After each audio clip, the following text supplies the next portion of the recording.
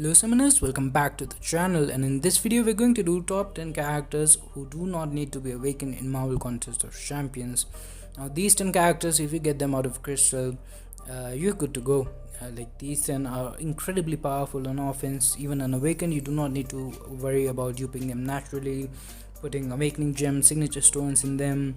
Like some of them they do need it for defensive purposes or prestige, but like all 10 of these, they're just incredibly solid on offense. Without the awakened abilities, they will still get you through the toughest content in the game. And now starting off with the list, at number 10 we have a mutant, recently buffed mutant, a really powerful one. We're talking about Colossus, of course. So he's a little bit tricky in the sense that if you want to use him for Abyss or Labyrinth, he's not the best option there. He is a pretty good option for Labyrinth, I'd say, but if you do not want to use him in those two situations, you do not need him awakened. In those two situations, you need him awakened. You need him at a decent signature level as well. His awakened ability, what it does is it gives him a chance to convert a temporary armor up into a permanent one. With the Omega Red synergy, the Juggernaut synergy, the Emma Frost synergy, you gain a lot of stuff like more attack, more power gain on dependent on how many armor ups you have. But even in Act 6 level fight, like variant level fights, the health pool, like, it's alright. You won't notice a huge difference between a SIG 200 Colossus or an unawakened Colossus if they are at the same rank. There might be a small difference, but he still can do a lot of damage as long as you can, stun the opponent and use the parry heavy strategy, or bring in some synergies like Emma Frost and Omega Red being the best ones. So he's still incredibly powerful on offense. Like damage wise, he still has all his immunities: Incinerate immunity, Bleed immunity, and like Cold Snap Frostbite immunity.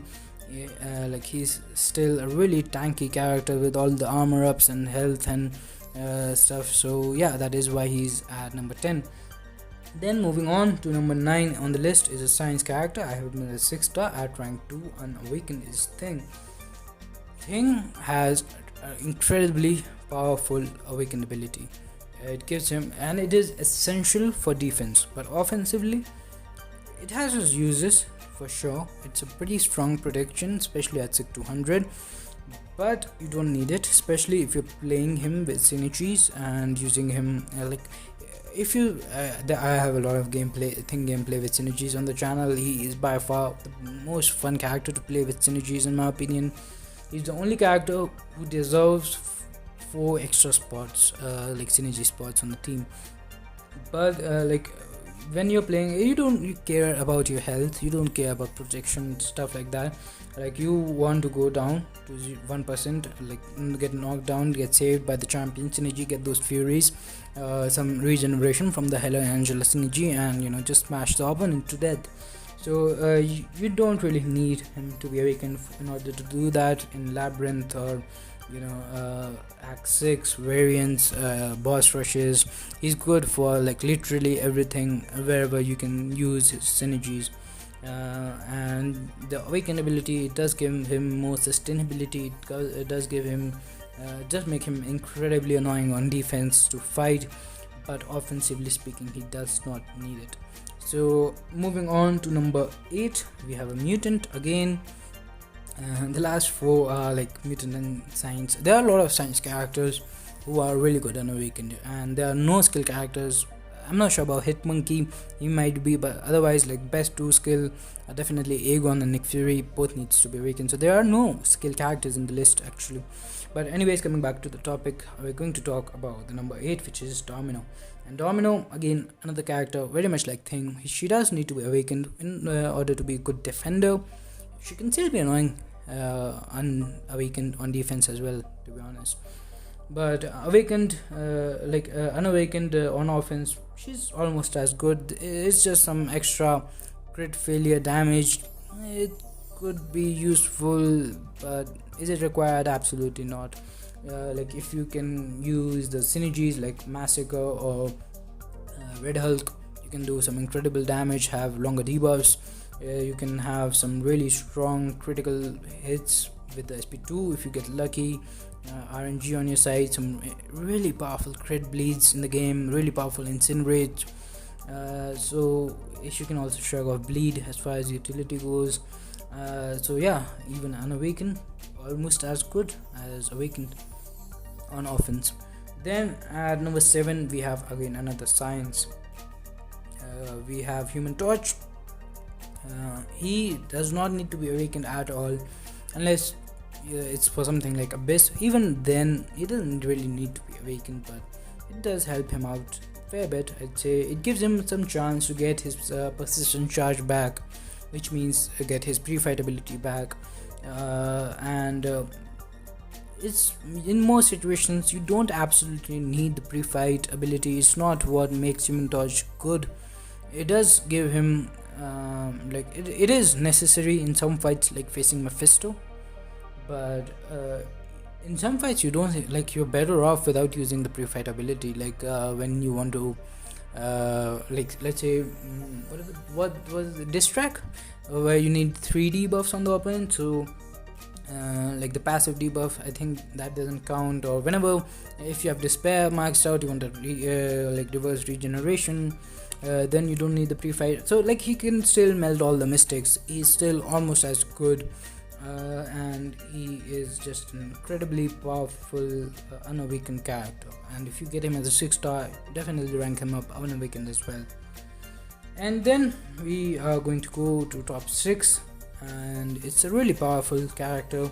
I have him at rank 5 unawakened. I usually do not rank up any unawakened characters as a rule, because I just don't like I like my silver stars, but Warlock, he was an exception.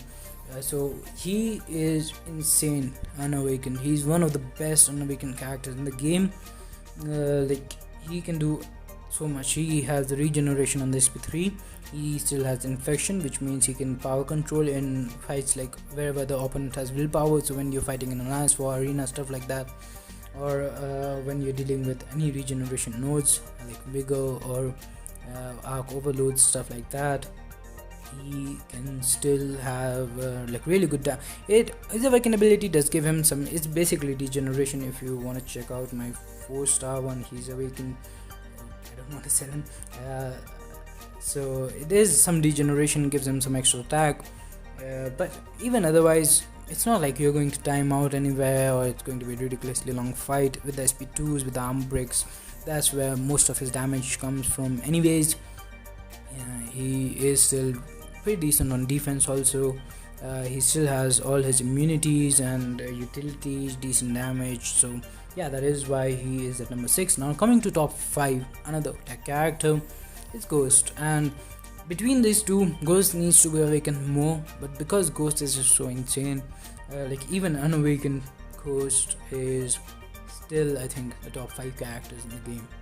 And talking about her awakened ability, you start with phase, not a big part, like you can just dash back as soon as the fight starts, get the phase, but the power gain is pretty useful, and in a lot of situations it will make the fight quicker, because the main damage, like, she's alright even without the SP2s, but the main damage does come from the SP2, and it's a really powerful the power gain. I value power gain a lot, and like, if you can phase multiple hits, like a lot of people just do 1-hit phase then counter, but if you can phase multiple hits, like, it's a lot of power gain we're talking about.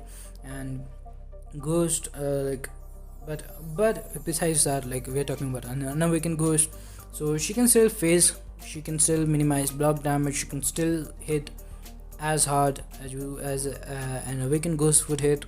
Like, she can still phase literally any debuff in the game. So yeah, that is why. And also with the synergies, which you can get unblockable specials, or with the Hood synergy is just insane. It's the most powerful synergy in the game, period. Like, you can just tank specials, you can tank like degeneration damage, everything basically. So yeah, that is why she is at number 5. And then at number 4 we have Mystic, Black Widow Clairvoyant. So her awakened ability, not too useful in most situations. It is death immunity. It's like, basically after you use SP3, there is on a timer, you get knocked down, you'll heal depending on the signature level. But even Unawakened, she has triple immunity, she has some crazy regeneration, a lot of like one of the best nullify character in the game with the buff immunity, and nullifies on the mediums. Like she interacts really good with Mystic Dispersion but doesn't need it. She has a lot of power gain naturally, especially against immune characters. She has some decent damage, some decent power control, depending on what you need on the SP2 in the burst damage mode, or the whatever the poison phase is, where you can get some power control. So yeah, she is still incredibly powerful. Unawakened, I took her to rank 5 Unawakened. Again, I don't do that. Usually Warlock and Claire has been the only two exceptions. And then I recently awakened her, which is pretty nice. She does have really high prestige, so that is definitely should be something to consider. And then at number 3, top 3, we have Dr. Doom. So Dr. Doom does need the awakening gem slightly more than Claire, but he also like really powerful and awakened. He still has like the shock, so the heavy attack from the combo. We still have the double fury, so the mega damage, still have unblockable special attacks, the power steal, the passive stun on the SP3, still pretty annoying on defense. Like he can do almost everything, except like you can cheese some nodes like resistor node or Thor. Like his awakened ability has SIG 200, I should say. He does have ridiculous prestige, so if you have him, take him to SIG 200 as soon as you can.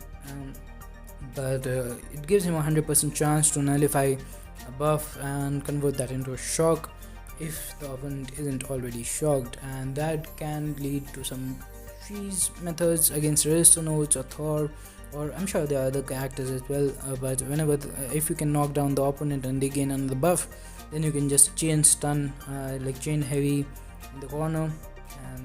But even then, I myself like prefer to go for the double fury and stuff. It makes a fight quicker in my opinion. So that is why he's at number 3. And then at number 1 we have Corvus Glaive. He is one of the best champions to pull as a 6-star because he does not need to be awakened at all, but I feel his awakened ability is underrated. Like a lot of people say, don't use the awakening gem on Corvus, he doesn't need to be awakened, and that is partially true. He does not need to be awakened, that is why he's at number 2 in the list. But his awakened ability is so incredibly powerful, it gives him a lot of utility. Like he's immune to everything at 1%, every single thing. If you have a timer like a Lance War, Lance Quest, Incursions, you can just time out and go back in and like finish the fight whenever you're running out of charges, just time out. And like what's the worst matchup for a Corvus? Electro, spiked armor. He's pretty good against both if you have him awakened. So yeah, that is why Corvus Glaive's awakened ability is incredibly powerful, but he does not need it for the crazy damage. If you are running Suicide Masteries, if you get 1% in charge at least, you can still have the power drain on the SP2, which is pretty good. And like main thing with Corvus is his damage. He still has it unawakened, and the armor breaks on the parry, you can still do that. But the life immunity, it is still really important, I should specify that. And then at number 1, I'm sure people already know who's at number 1. Like Quake is at number 1. I don't have as a 5-star, unfortunately, the only character I don't have at a high star level in the list. Quake, like even generally when we're talking about top 10 characters, I put her at number 2. Most people put her at number 1, and she does not need to be awakened one bit. Like it helps her, she's aggression fury, but that's about it.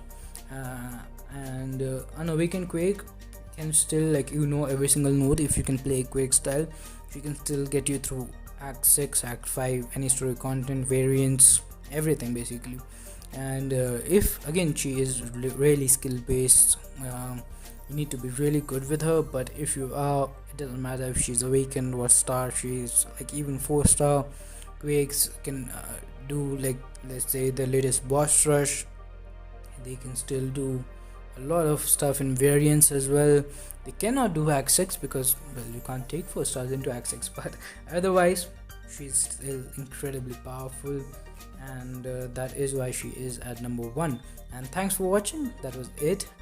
Subscribe to the channel for more content. Stay safe, and bye bye.